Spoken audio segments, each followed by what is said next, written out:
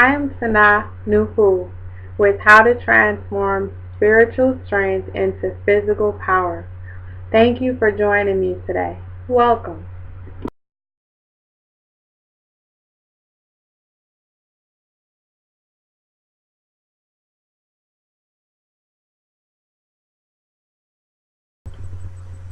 I believe that Jesus Christ of Nazareth was one of the greatest spiritual gurus of all time. There are several examples.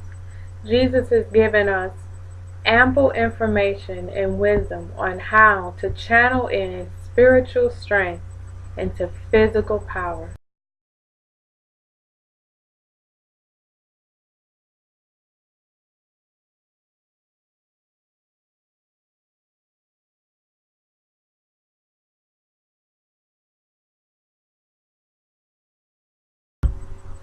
Mark chapter 11, verses 11 through 20, gives an account of when Jesus and his disciples were walking along the road.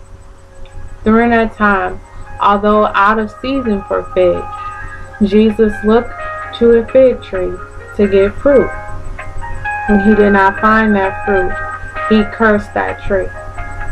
By evening come, the scripture says that the tree had completely withered and died, never to offer another fruit again. So, Jesus was actually using a spiritual concept, and it is where you literally channel your negative energy into a physical object or being. And by doing so, it will actually cause some type of misfortune or mishap into that object. We have seen that many times, maybe in our own lives, where someone has caused us some type of injustice, and then later on we see them actually encountering some type of misfortune. This is a very powerful energy, and many times negative energy can be more powerfully used than positive.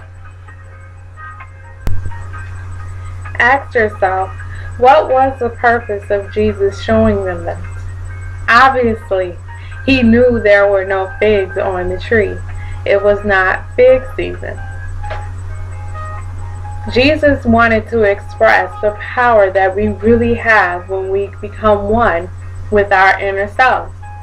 We do it all the time unintentionally, and that is why the scriptures say, "Be angry, but sin not." Do not allow the sun to go down upon your anger, because oftentimes we spiritually travel during our sleep, and that is when most likely we bring about the negative things to come against those things that cause us injustices. This is an energy that, if you choose to demonstrate, it is very real and is very capable of bringing about physical destruction from our spiritual self. The next example that Jesus showed us was in Mark 11:24. This is also another very valuable, profound spiritual concept. When Jesus was with the disciples, he told them that whatever you ask for, believe it as if you had already received it. This is called spiritual connecting. And this is where you literally connect and create in the spirit realm the things that you desire to come about physically. He was literally showing them how to connect spiritually with the things they desired so that it would manifest physically.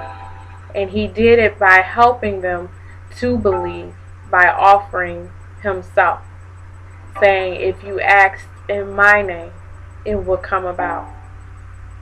There are people every day creating the manifestations that they desire by this very same concept. Believing it and connecting with this thing, whatever it is that you desire, as if you have already received it, and then releasing it to come about physically. Also, there's the concept of Jesus healing the blind, reducing fevers and things of that nature. And I find it very interesting because these are also things that can be done through spirituality. We are literally capable to manipulate the physical body by our spirits and our spiritual energy that we possess within.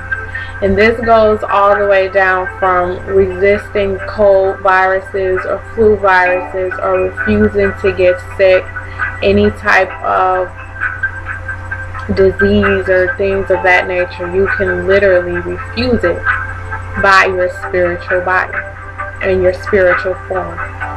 Jesus causing people to receive their sight again, removing leprosy, and all of those things were done through spiritual strength that he had obtained from being spiritually aware of who he was and what he was, even in human form, just like we can today.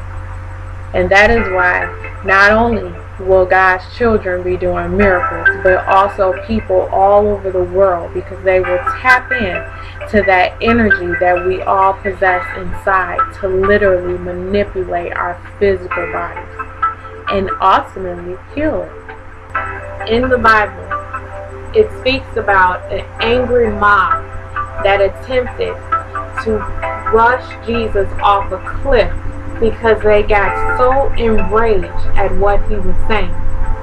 But just like magic, he slipped right through their hands. Also, on the road to Emmaus, after Jesus had been crucified, Jesus actually walked with the disciples, ate, blessed the bread, without them ever even knowing that it was him. And when they were finally able to see that it was, he vanished right in front of their eyes. The concept that Jesus was doing was called shifting and hiding. He was literally able to shift his appearance to appear as someone else instead of who he actually was, until he decided to reveal his true nature. Certain people are gifted with this ability to transform their spirits into different beings. It is an actually quite rare thing, and not too many people learn how to accomplish it. When they actually did see who he was actually able to hide his energy, and that is why he appeared to have disappeared.